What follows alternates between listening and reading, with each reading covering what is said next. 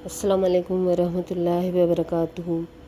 नबी करीम सल्लल्लाहु अलैहि वसल्लम फरमाते हैं कि एक आदमी ने रास्ते में कांटेदार झाड़ देखी, उसने उसको उठा लिया। अल्लाह को वो अमल इस कदर पसंद आया कि अल्लाह ने उसकी मग़फ़िरत फरमा दी। बेशक अल्लाह बहुत अज़ीम ज़ात है। अल्लाह अपने बंदों के इख़लास को और उसकी नीयतों को जानता है।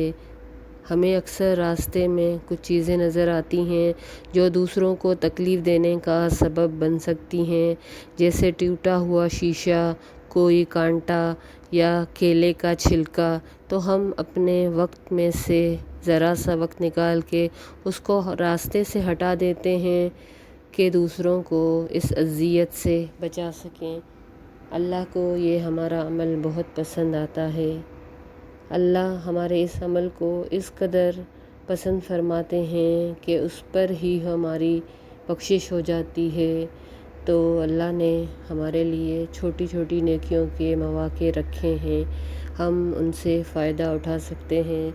छोटी नेकियों को छोटा न जाने, हम बज़ाहिर बेनियाज़ होके भी गुज़र जाते हैं कि कोई और उठा लेगा।